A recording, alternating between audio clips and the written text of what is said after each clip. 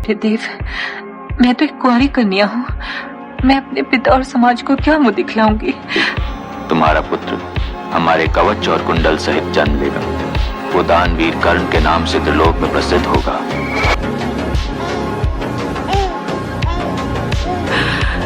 अपना दान अपनी माँ से आरंभ करो दानवीर कर्ण।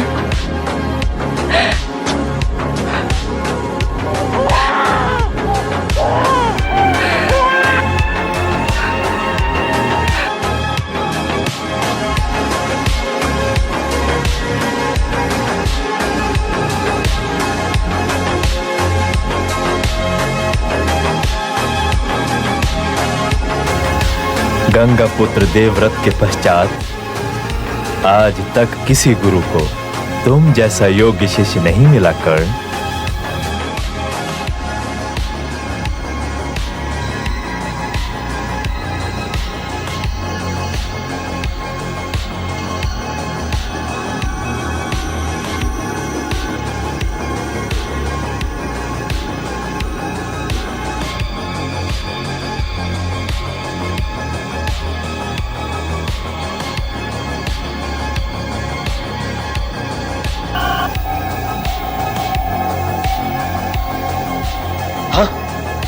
तुमने अपनी रक्षा क्यों नहीं की वत्स? यदि मैं अपनी रक्षा करता तो आपकी विश्राम की रक्षा नहीं कर पाता गुरुवर। विद्या अपने गुरु से झूठ बोलने वाले के काम नहीं आती कर्ण। मैंने क्या झूठ बोला गुरुवर? तुम ब्राह्मण नहीं हो सकते। कौन हो तुम? क्योंकि ब्राह्मणों में यह सहन शक्ति हो ही नहीं सकती। तुम क्षत्रिय हो और ब्राह्मण बनकर मुझसे शिक्षा ग्रहण करते रहे। मैं तो एक सूत पुत्र हूं। नहीं, तुम फिर झूठ बोल रहे हो। यह सहन शक्ति क्षत्रियों के अतिरिक्त किसी और में हो ही नहीं सकती। तुम क्षत्रिय हो और तुमने अपने गुरु के साथ कपट किया है। इसलिए मैं तुम्हें शाप देता हूं कि जब तुम्हें मुझसे प्राप्त की हुई शिक्षा की सर्वाधिक आवश्यकता होगी तब ये विद्या तुम्हारे किसी काम नहीं आएगी।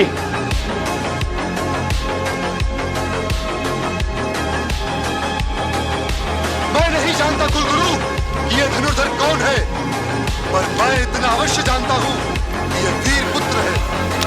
तुम्हारा नाम क्या है धनुर्धर? मेरा नाम कर्ण है। मैं आज अपने मित्र कर्ण को अंग देश का राजा बनाता हूं। मित्र दुर्योधन, आज से मेरा जीवन तुम्हारे लिए, मेरी निष्ठा तुम्हारे लिए और मेरी मृत्यु भी तुम्हारे लिए होगी।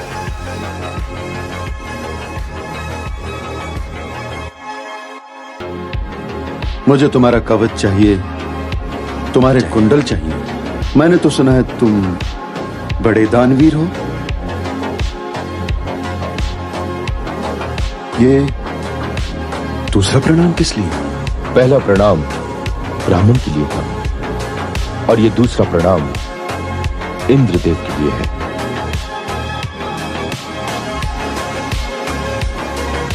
ये मेरे लिए बड़े गर्व की बात है कि मैं ही एक ऐसा मानव हूं जिसके आगे स्वयं देवराज इंद्र हाथ फैला रहे हैं।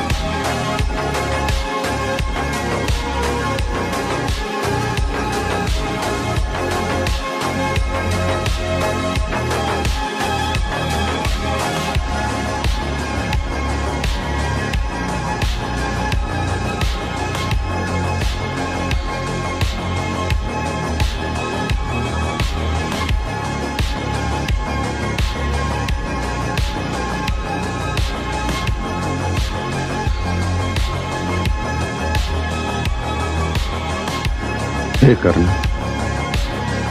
कदाचित परमपिता ब्रह्मा के लिए तुम जैसा कोई और दानवीर बनाना संभव नहीं। पाप वो होता है जो दूसरे के दुख का कारण बने। तुमने जाने में बाण चलाया हो या अनजाने में, परिणाम तो वही हुआ। मेरी गाय वहां बिलख रही है क्योंकि उसका बछड़ा यहां मरा पड़ा है। मुझे शाप न दो ब्राह्मण, मुझे शाप न दो। हे महारथी, जिस रथ पर चढ़कर तुम इस बछड़े और इस ब्राह्मण से ऊंचे हो जाते हो, वही रथ एक दिन तुम्हें त्याग देगा। जब तुम अपने जीवन का सबसे महत्वपूर्ण युद्ध कर रहे होगे, भय का राक्षस तुम्हारे चारों ओर घूम रहा होगा।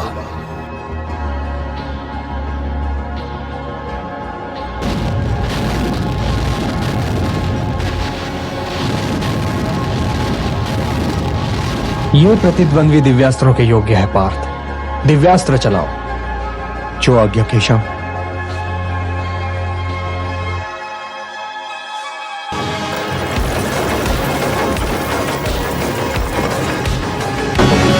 हे ब्राह्मण, तुम मेरे रथ के पहिए को धरती में धंसा सकते हो, लेकिन मेरे धनुष से चलने वाले ब्रह्मास्त्र को नहीं रोक सकते।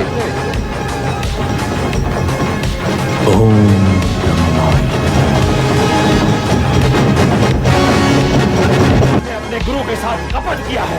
अर्जुन, मेरे रथ का पहिया भूमि में धंस गया है। मैं उसे निकालने के लिए उतर रहा हूं, इसलिए अपने वालों को रोक लो।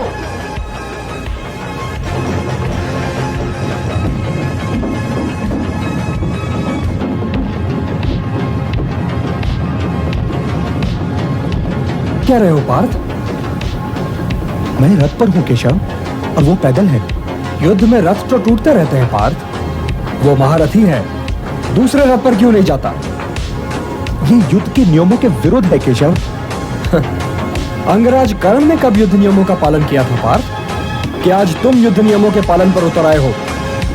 वो दुर्योधन के हर कपट का भागीदार है पार्थ। भूल गए?